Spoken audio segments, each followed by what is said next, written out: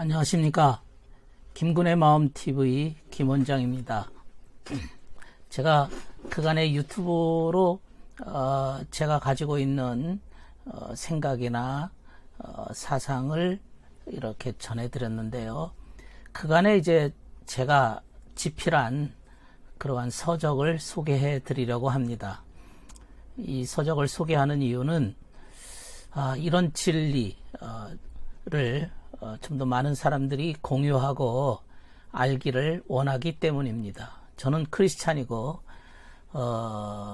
성경을 통해서 진리를 탐구하며 연구하기를 간절히 원하는 사람 중에 하나이고, 정말 본질적 진리가 무엇인가에 대해서 고민을 많이 하고 간절하게 구하고 있는 사람입니다. 구도자입니다.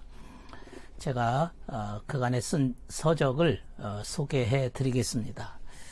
제가 제일 먼저 만난 책이 이제 수치심의 치유라고 하는 존 브래드쇼, 미국에서는 가장 많이 대중적으로 알려진 카운슬러입니다. 오프라 인프리 쇼에도 나왔고, 미국에서는 수치심 치유라는 이 책이 100만 부 이상 팔릴 정도로 베스트셀러입니다. 이 책은 상담을 공부하는 사람들은 한 번씩은 다 읽을 정도의 책이기도 합니다. 제가 대학원이나 이런 곳에서 강의할 때 수치심의 치유 레포트를 숙제로 주면은 이미 다른 교수님들이 이 책의 레포트를 제출하라고 해서 학생들한테 받아갔다는 그런 얘기를 많이 들었습니다. 그만큼 상담에 관련된 아주 심도 있는 얘기인데, 수치심이라고 하는 거는 우리 말로 부끄러움이거든요. 부끄러움, 창피하다, 남사스럽다, 면목 없다, 남 부끄럽다, 얼굴이 빨개진다, 쪽팔린다, 뭐 이런 말들이 우리나라 말들에는 많습니다. 영어로는 수치심, shame 한 가지로 통일하고 있는데요. 이 수치심이 문제가 되어서 심리적인 질병을 가져온다, 그런 얘기고, 그것을 어떻게 치유할 것인가에 대한 방법을 이 책에서는 제시하고 있습니다. 이것은 이제 제가 처음 만난 책이기도 합니다. 그 다음에 이제 존 브래드쇼가 수치심을 치유 책을 쓰고 난 다음에, 이분이 존 브래드쇼거든요. 크리에이팅 러브라고 하는 창조적인 사랑이라고 하는 책을 썼습니다. 이분도 수치심을 겪고 난 이후에 그 다음에 이제 수치심 때문에 자신이 알코올 중독자가 되었고, 그것을 벗어나려고 많은 노력을 하고 심혈을, 이분은 소울풀이라고 하는 용어로 말을 하면서 소울풀에 의한 친구관계, 부부관계, 소울풀에 의한 직장생활, 소울풀에 의한 자신과의 내면 속의 관계, 종교생활, 이 소울풀에 의한 모든 삶이 진행이 되어야 영혼에 가까운 삶이 곧 본질적 삶이고, 이것이 사람이 되는 길이다라고 제시하고 있습니다. 이 책은 번역책인데요. 지금 우리나라에 나와 있습니다. 그 다음에 이제 제가 쓴 책이 이제 내면의 아이 치유 코칭입니다. 이것은 수치심의 문제가 다 내면의 문제거든요. 마음속 내면인데, 이 내면 속에 들어있는 어린 시절을 내면의 아이라고 말합니다. 근데 그 내면에 들어있는 어린아이가 상처를 입고 억압되어 있고 뭔가 만족하지 못한 그 아이가 억눌려서 내 마음속에 아직도 내재해 있다는 이야기입니다. 그래서 그 내면의 아이를 찾아서 그 아이를 이렇게 어포메이션이라고 하거든요. 확언해주는 작업입니다. 그래서 제가 100명의 그 내면의 아이 만난 그러한 사례를 이제 100명을 여기에 적혀 있고 제가 어떻게 치유했는지를 작업을 했습니다. 이것은 내면의 아이 치유 코칭이라고 하는 책입니다. 그 다음에 이제 또 번역책인데 로켈러너의 내면의 아이를 만났어요 라고 하는 책이고, 이것은 번역책입니다. 이것은 365일 동안 이 내면의 아이에게 영양주사를 놓는 겁니다. 닌게르를 주는 거지요. 아직도 내가 영양분이 부족하면 벌써 뭐 몇십 년이 지났지만은 심리적인 영양분입니다. 그것 때문에 성인 아이가 되는 확률이 높거든요. 그래서 성인 아이가 된 것은 아직도 영양분이 부족하다. 정신적인 영양분, 어린 시절에 사랑받아야 될 그 부분에 대해서 하나하나 365가지를 찾아서 기록한 책입니다. 로켈러너의 책이고, 이 책도 상당히 외국인의 책이기 때문에 마음속에 영양분을 제공해주는 책입니다. 저는 또 이제 365가지 내면의 아이에게 영양분을 제공하는 관점을 기독교적인 관점, 특별히 한국 사람의 영양분이 좀 다르거든요. 그래, 한국 사람들은 좀 정서적인 면이 있고, 그래서 내적 치유를 위한 365일 묵상이라고 하는 책으로 사람들에게 하루하루를 읽으면서 자신의 내면의 아이를 만나는 작업을 이렇게 책으로 썼습니다. 이 책은 기독교 상담과 치유라고 하는 책이고 좀 일반적인 내용이 담겨져 있습니다. 그 다음에 이제 제가 쓴 책 중에 수치심 치유 지침서라고 하는 책인데요. 이것은 뭐 간략하게 쓴 책입니다.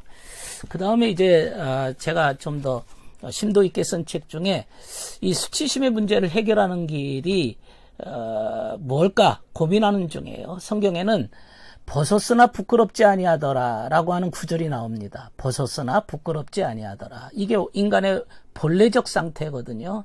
원래 인간은 그렇게 정직하게 태어났다 이 말이죠. 부끄럽지 않을 정도로 떳떳하고 당당한 인간의 내면의 상태를 의미하고 있는데, 벗었으나 부끄럽지 않은 상태가 뭘까? 이것이 이제 성경에는 주님께서 너희가 어린아이 같이 되지 아니하면 결단코 천국에 들어가지 못하리라, 그런 구절이 나오거든요. 이 어린아이 같은, 어린아이들은 벗어도 부끄러움이 없지 않습니까? 그만큼 떳떳하고 당당한 상태이죠. 순수한 상태라고 말합니다. 그걸 이제 이노센스라고 말하고, 순진무구, 수치심을 치유하다. 그러니까 이노센스라고 하는 부분이 회복이 되면 내 마음속에 쪽팔리고 창피하고 부끄럽고 남사스럽고 면목 없는 이 수치심의 문제가 해결될 수 있는 그 치유 방법에 대해서 하나하나 조목조목 설명을 하고 있습니다. 이것은 이제 성경적 관점에서 인간의 수치심을 해결하고자 하는 노력입니다. 이것을 이제 썼습니다. 이렇게 해서 이제 제가 쓴 상담학 책입니다. 저는 그 서울 한영 대학원에서 상담학 박사 PhD를 받았습니다. 그래서 상담에 관련된 인간의 본질적 문제를 항상 깊이 연구하고 치유하고 그런 일들을 하던 사람인데요.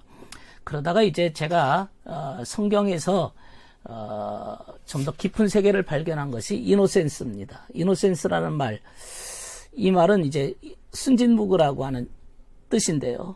이노센스, 순진무구. 벗었으나 부끄럽지 아니하더라, 이런 말씀입니다. 그래서 이노센스라고 하는 것이 뭘까? 주님께서 왜 어린아이같이 되어라 라고 말씀하고 있을까? 이 부분에 대해서 성경의 모든 관점을 쭉 설명하고 있습니다. 그래서 이노센스를 인간이 회복해야만 정말 인간다운 인간이 되고 참 사람이 되는 길이구나를 저는 깨닫게 되었습니다. 그 다음에 이제 쓴 책이 사람의 마음속에 나타난 여러 가지 성격 구조인데요. 이를테면 어떤 사람을 보고 저 돼지 같은 놈, 여우 같은 놈, 저 뱀 같은 놈, 아주 그런 식으로 사람을 표현하지 않습니까? 옛날 사람들은 어떤 사람의 형태를 보고 그 마음속에 짐승의 하는 형태와 너무 비슷하다 해서 어떤 사람의 유형을 얘기할 때 동물로 비교를 했습니다. 그리고 성경에는 아담이 모든 짐승의 이름을 다 지었다 그랬어요. 이 말은 짐승을 알아야 그 짐승의 이름을 지을 거 아닙니까? 어떤 짐승은 어떤 형태로 살고 어떤 짐승은 어떤 유형이라고 하는 것을 알아야만 그 짐승의 이름을 붙인다는 얘기죠.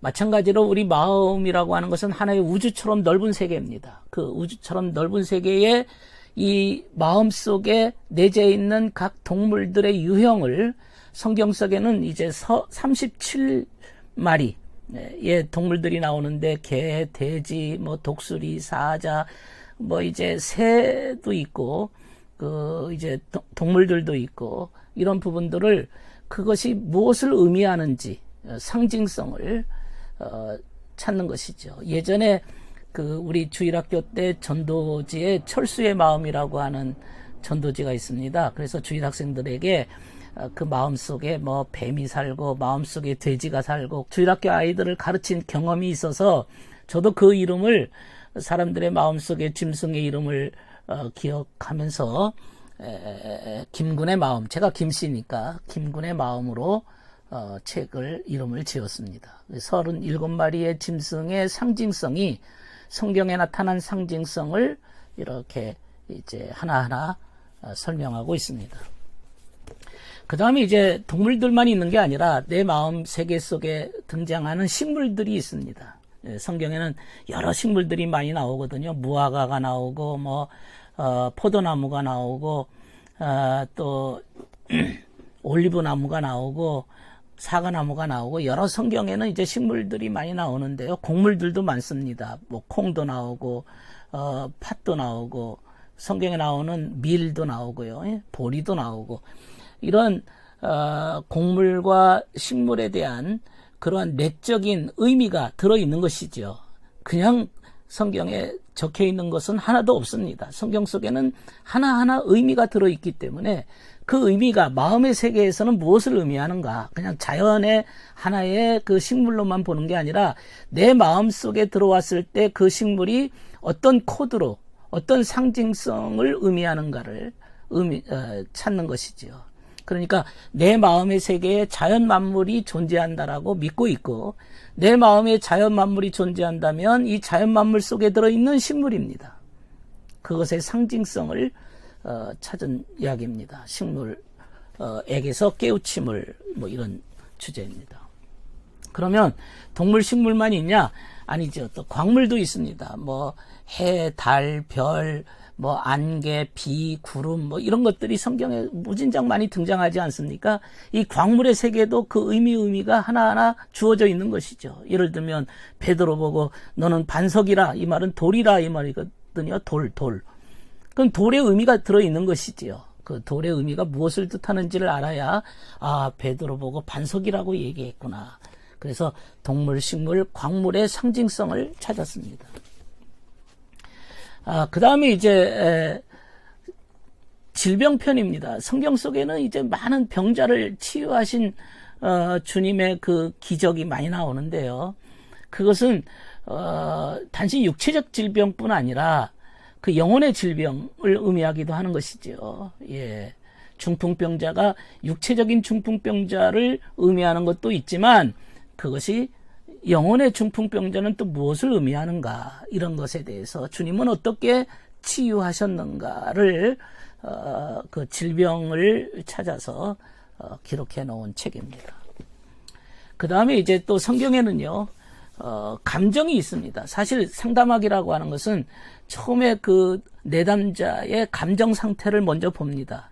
마치 의사가 진단하듯이 그 사람의 어떤 감정의 변화가 그 사람의 속마음을 표현하기 때문에 감정을 열심히 유심히 보고 있는 것이죠. 그래서 그 감정을 어떻게 처리할 것이고 감정을 어떻게 반영해 줄 것인가에 대한 상담의 그 기법인데요. 근데 이 감정이라고 하는 것이 진리를 만났을 때, 예를 들면 우리가 하늘나라 가서 나의 감정 변화가 있지 않겠습니까? 기쁘다. 즐겁다. 그러면은 그는 하늘나라라고 하는 그 진리의 세계, 그 나라에서의 기쁨의 삶이 이루어지는 것이죠. 그러나 그 나라에 가서도 슬프다. 그렇다면은 뭔가 진리의 입장에 맞지 않은 상태가 된 것이죠. 현재 상태를 알려면 그의 감정 상태를 보는 것입니다. 그래서 진리의 눈으로 살펴본 이 감정의 변화, 그 감정이 어떤 감정이 나타나느냐에 따라서 그 사람의 영혼의 상태가 표현되고 있는 것을 의미한다고 하는 의미에서 책을 썼습니다. 그 다음에 이제 나온 책이 이제 속사람 겉사람입니다. 속사람 겉사람 많이 들어보셨죠? 이것은 정신세계 안에서의 속사람과 겉사람입니다. 이 겉사람이 육체를 의미하는 게 아니고 정신세계 안에서 내 영혼의 겉사람, 영혼의 속사람을 의미하는 것이지요. 영혼의 겉사람, 속사람이 뭘까? 내 속에서는 하나님의 법을 즐거워하고 내 겉으로는 나도 모르게 죄의 법을 따라간다고 하는 바울의 고백이 있지 않습니까? 이 속과 겉을 의미하고 있는 것이거든요. 그래서 속사람과 겉사람이 어떻게 하나가 되고 어떻게 그 영혼의 모습을 드러내고 있는가를 기록해 놨습니다. 그 다음에 이제 자유에 대해서 진정한 자유가 뭘까요? 우리가 마치 노예 생활이라고 하는 거, 육체에서 엉들려 가지고 꼼짝 못하고 하는 그런 육체적인 노예도 있겠지만은 정신적인 노예, 예를 들면 중독자 같은 경우는 정신적 노예 생활이거든요.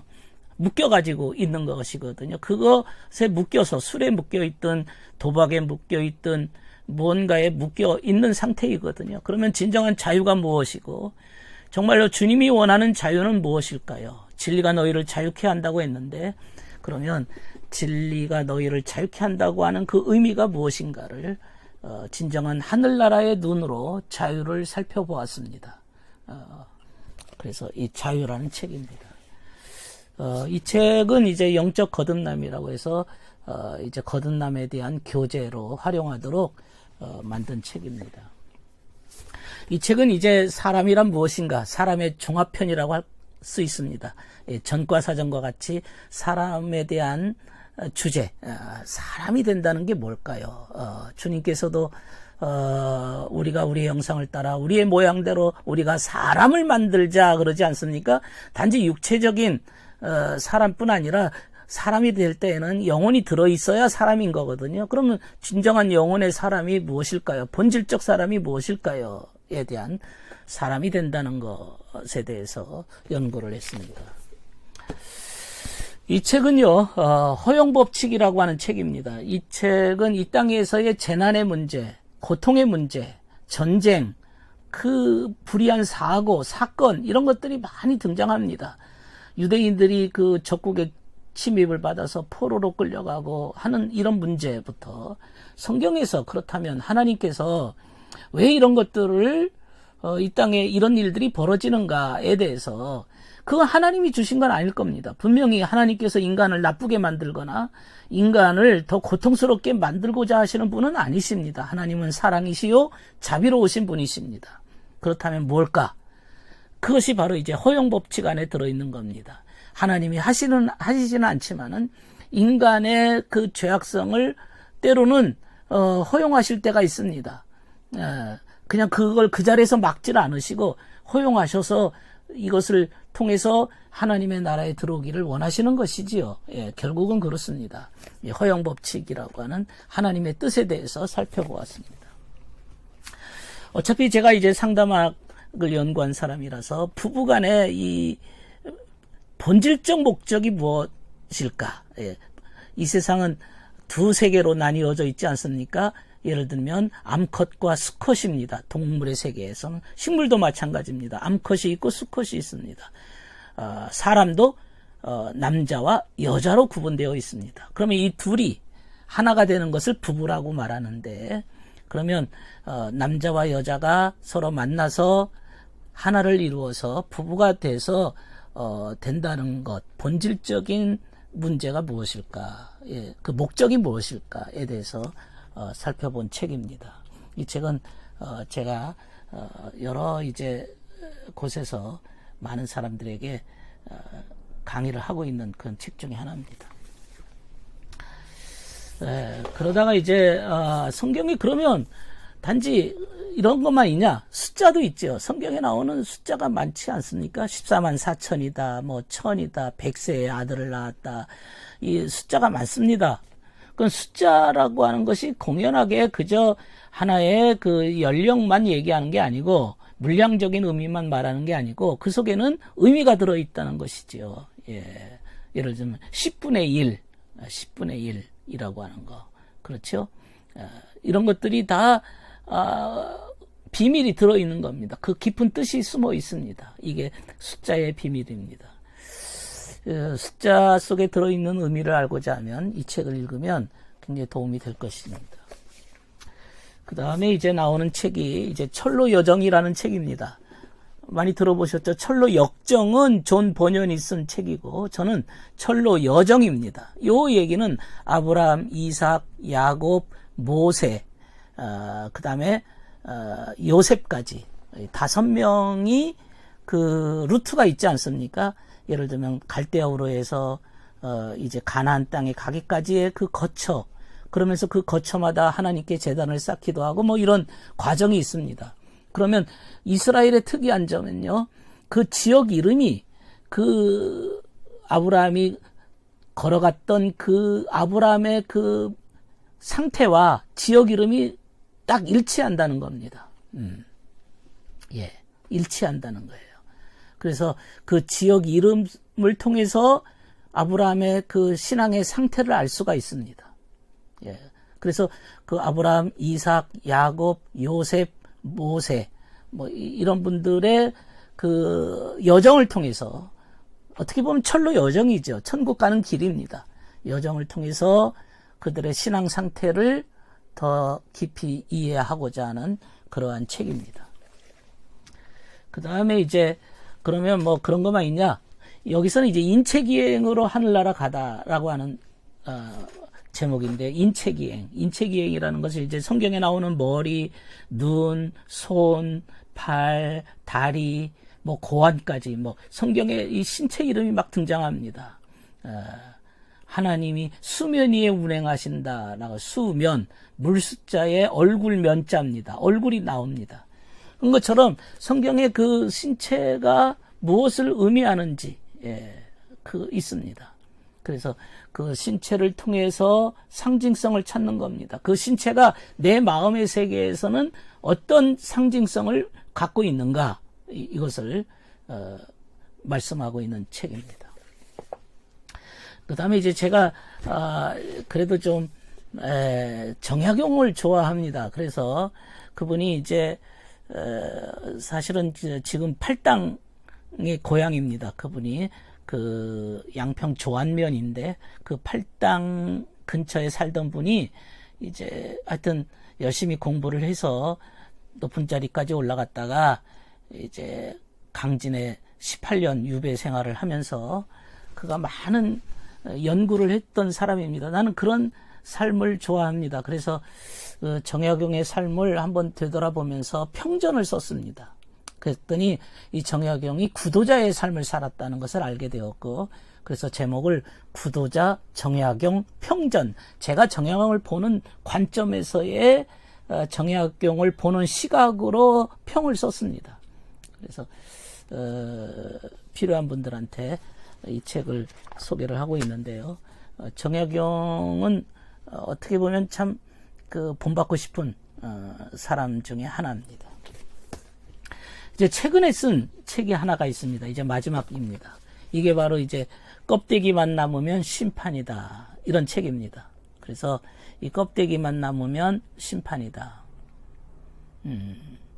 심판을 구분을 했습니다. 그런데 그 심판의 구분이 그 다니엘이 느부갓네살 왕, 바벨론 느부갓네살 왕의 꿈에 나타난 신상을 4파트로 구분을 해서 이렇게 설명을 했거든요.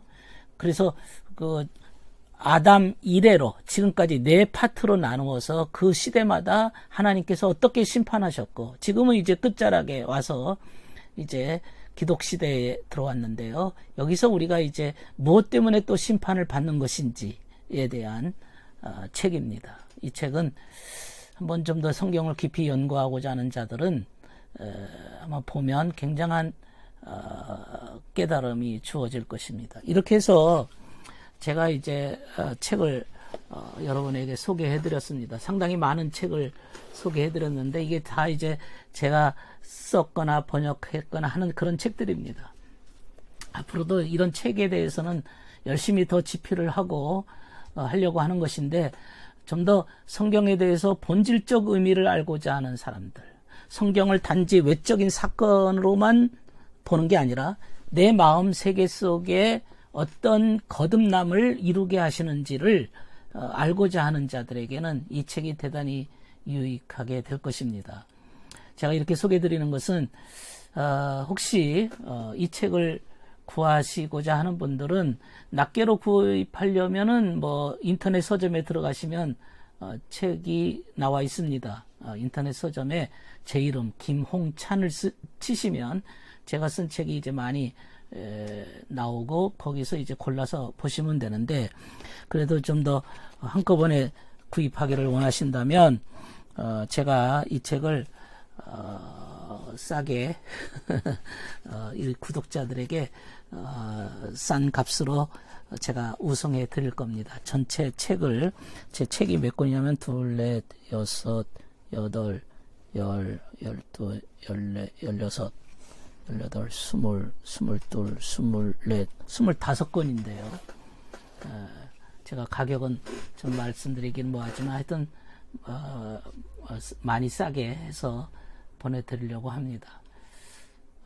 제가 그간에 유튜브 하면서 이런 내용들 앞으로도 이제 좀 더 깊이 진리를 알고자 하는 그러한 마음으로 유튜브를 하려고 하고 그 다음에 이런 책도 집필하고 있습니다.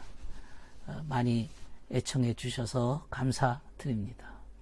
감사합니다.